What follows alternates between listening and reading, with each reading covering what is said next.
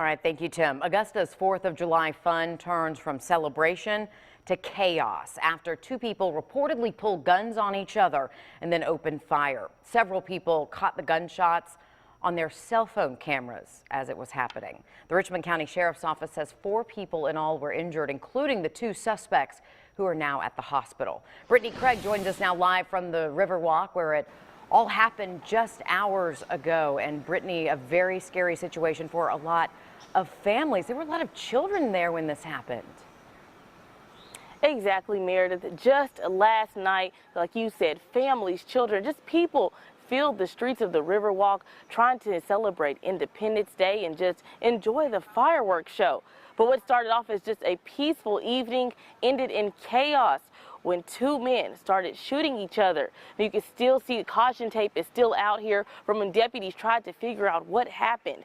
They say at least 3 people got shot, including one of those shooters who was shot in the face. Now, all this happening while parents, kids, everyone tried to run to safety and away from those gunshots. Now, we warn you, some of this cell phone video may be a little hard to watch. Soon after the sound of fireworks ended the Independence Day celebration, the sound turned to gunfire. No, get down, get down, get down. Yeah, it's somebody shooting. It's a shooting. Yeah, it's a shooting. Individuals that apparently had some kind of grudge against each other pulled firearms and started shooting at each other. Chris Morris says he and his wife were right beside the shooters when bullets started flying. Like 2 shots go off and then followed by 2 more shots.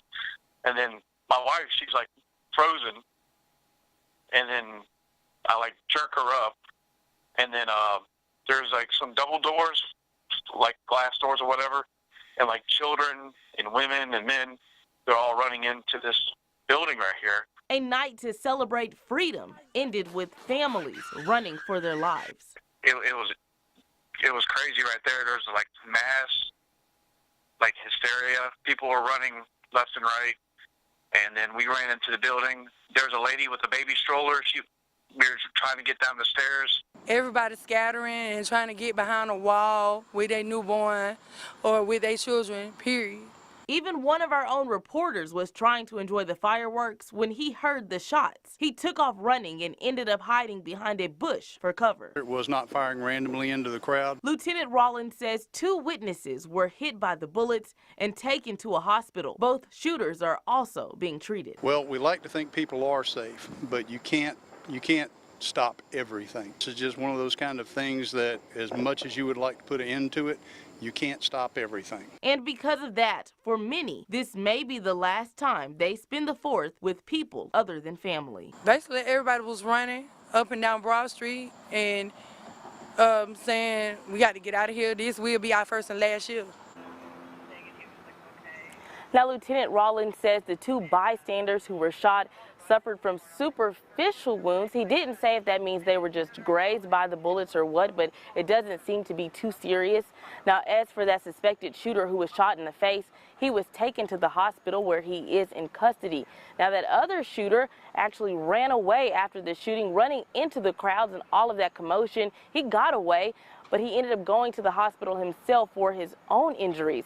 Now, Lieutenant Rollins says the sheriff's office is looking to charge the shooters with aggravated assault among several other charges. Now, Brittany, what is the next step here? This investigation still pretty early. They're still doing a lot of work exactly trying to piece together what led up to this, what this so-called grudge between these 2 people might be. Exactly, Meredith. And in doing that, Lieutenant Rollins says that the sheriff's office is still getting statements from witnesses. Obviously, a lot of people were out here. A lot of people saw something or heard something. So they're getting everyone's statements. They're looking at possible surveillance video as well, trying to see what escalated the incident. And that cell phone video probably also helping in their investigation and will also help them figure out what all they will charge the shooters with. A scary night, but it could have certainly been a lot worse. Thanks for that update, Brittany. An update now on another